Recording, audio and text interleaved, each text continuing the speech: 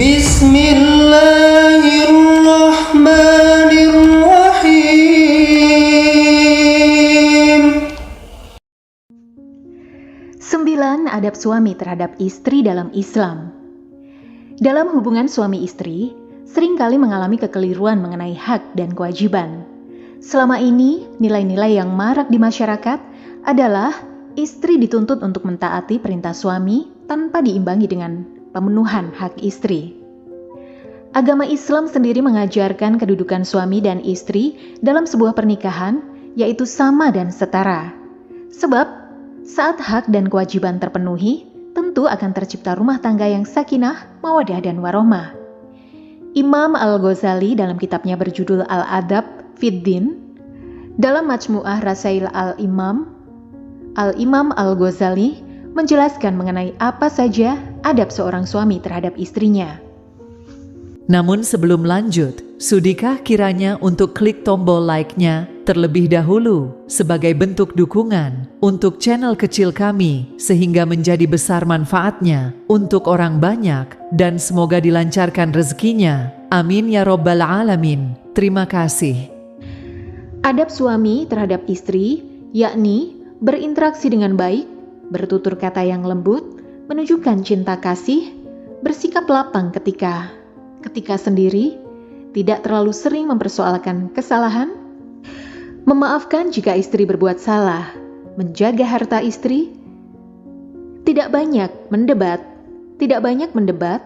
mengeluarkan biaya untuk kebutuhan istri secara tidak bakhil, memuliakan keluarga istri, senantiasa memberi janji yang baik, dan selalu bersemangat terhadap istri. Bentuk adab suami terhadap istri. Ada beberapa bentuk adab suami yang diajarkan oleh Al-Quran dan hadis. Jika adab ini dikerjakan atas seizin Allah, maka para suami akan dicap sebagai suami ideal. Pertama, memperlakukan istri sebaik-baiknya. Seorang suami haruslah mempunyai sifat serta perilaku yang baik kepada istrinya. Ditambah lagi, dengan ikatan suci pernikahan, maka ketika itu pula suami berjanji, tak hanya di hadapan keluarga, tapi juga di hadapan Allah Subhanahu wa Ta'ala, akan membahagiakan istrinya. Sebagaimana At-Tirmizi meriwayatkan dari Nabi SAW, ingatlah, berbuat baiklah kepada wanita, sebab mereka itu bagaikan tawanan di sisi kalian. Kalian tidak berkuasa terhadap mereka sedikit pun selain itu, kecuali bila mereka melakukan perbuatan nista. Jika mereka melakukannya, maka tinggalkanlah mereka di tempat tidur mereka dan pukullah mereka dengan pukulan yang tidak melukai. Jika ia mentaati kalian, maka janganlah berbuat aniaya terhadap mereka. Mereka pun tidak boleh memasukkan siapa yang tidak kalian sukai ke tempat tidur dan rumah kalian. Ketahuilah bahwa hak mereka atas kalian adalah kalian berbuat baik kepada mereka dengan mencukupi pakaian dan makanan mereka. Kedua, menjadi kepala rumah tangga yang bijak. Salah satu ciri pemimpin yang baik adalah selalu adanya musyawarah. Setiap keputusan yang menyangkut rumah tangga sebaiknya dimusyawarahkan dengan sang istri dan mendengarkan pendapatnya. Kemudian yang terpenting, seorang pemimpin harus menjaga keluarganya dari perbuatan-perbuatan yang dilarang Allah Subhanahu wa Ta'ala. Selalu ingatkan istri dan anak untuk melakukan ibadah dan mendekatkan diri kepada Allah Subhanahu wa Ta'ala. Allah berfirman dalam surat At-Tahrim ayat 6, yang artinya, wahai orang-orang yang beriman, peliharalah dirimu dan keluargamu dari api neraka yang bahan bakarnya adalah manusia dan batu. Penjaganya malaikat-malaikat yang kasar dan keras, yang tidak durhaka kepada Allah terhadap apa yang Dia perintahkan kepada mereka, dan selalu mengerjakan apa yang diperintahkan. 3. Memberi nafkah kepada keluarga. Pemberian nafkah adalah bentuk keseriusan dari seorang suami sebagai pemimpin rumah tangga. Suami harus benar-benar serius memperhatikan sandang, pangan dan papan bagi istri dan juga anaknya. Suami yang tulus dan ikhlas mencari rizki untuk keluarganya, entah itu banyak ataupun sedikit, sesuai kemampuan dan kesempatan yang ada, maka Allah menggantinya dengan balasan luar biasa di dunia dan juga di akhirat. Seperti perkataan beberapa hadis Nabi di bawah ini.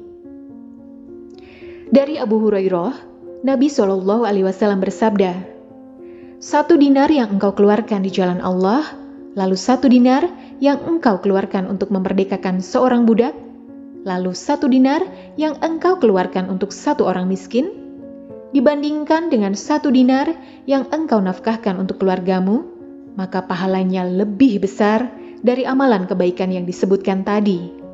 Hadis riwayat Muslim nomor 995.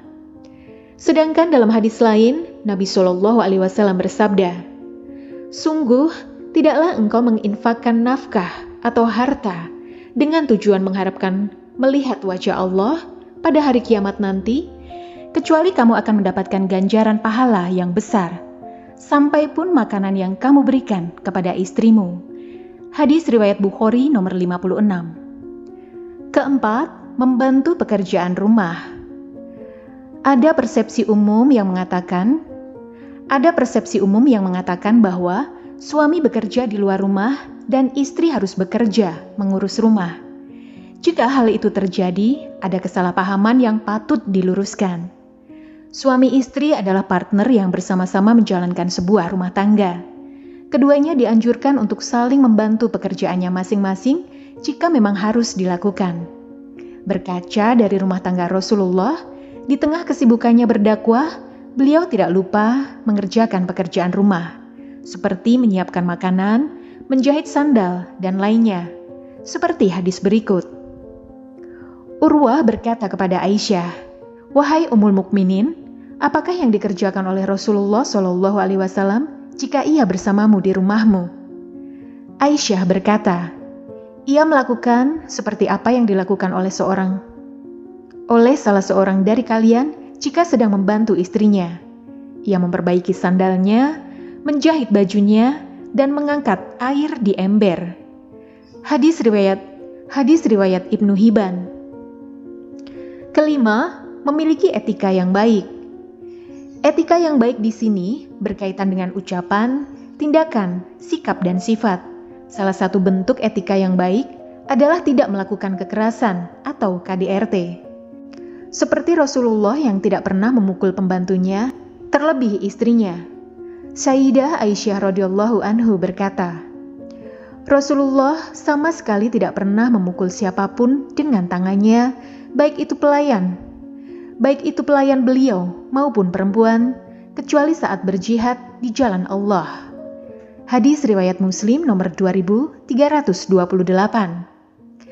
Bahkan Rasulullah mengingatkan para suami untuk tidak memukul istri mereka dan menyindir mereka yang melakukannya. Beliau bersabda, "Janganlah salah seorang dari kalian memukul istrinya seperti ia memukul seorang budak, sedangkan di penghujung hari ia pun menggaulinya." Hadis riwayat Bukhari nomor 5204. Keenam, menggunakan cara baik untuk menasihati istri. Khusus untuk suami, jika istri melakukan kesalahan, hendaklah bersabar. Jika kesalahan yang dilakukan istri tidak ditanggapi dengan bijak, justru akan melukai hati istri dan memperkeruh suasana. Adapun hadis yang menjelaskan sebagaimana cara menasihati perempuan yang benar, dari Abu Hurairah radhiyallahu anhu, bahwa Rasulullah SAW bersabda, "Istri itu terkadang seperti tulang rusuk yang bengkok dan keras. Jika kamu luruskan, maka bisa mematahkannya. Jika kamu biarkan dan tetap menikmatinya, maka kamu menikmati seseorang yang ada kebengkokan, kekurangan dalam dirinya." Sahih Bukhari nomor hadis 5239. Dari hadis tersebut dapat disimpulkan, jika ingin menasihati istri, hendaklah dengan cara yang baik. Jika suami terlalu kasar, maka akan ada perasaan yang patah dari istrinya. Ketujuh, tulus mencintai istri. Seorang istri akan senang jika ia dicintai karena Allah Subhanahu wa Ta'ala. bukan karena harta, rupa atau nasabnya. Seperti Rasulullah Shallallahu Alaihi Wasallam yang senantiasa mencintai istrinya.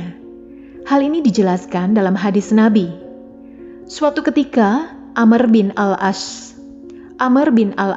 bertanya kepada Rasulullah Shallallahu Alaihi Wasallam, "Wahai Rasulullah, siapakah manusia yang paling kau cintai?"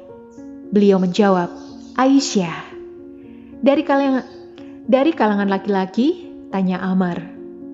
Beliau menjawab, "Bapaknya." Hadis riwayat Bukhari dan Muslim. 8. Setia pada istri. Kesetiaan adalah suasana hati yang tidak bisa meninggalkan sesuatu yang sudah menjadi bagian dalam hidupnya. Dalam kehidupan rumah tangga, kesetiaan adalah keinginan untuk tetap berpegang pada komitmen yang sudah disepakati, bertahan dalam suka maupun duka, untuk mewujudkan harapan dan impian keluarga, dengan segala kekurangan dan kelebihan dari masing-masing pasangan. Suami istri haruslah berkomitmen menjaga kesetiaan satu sama lain, apapun badai yang menerjang. Suami istri harus selalu bersama untuk melewatinya.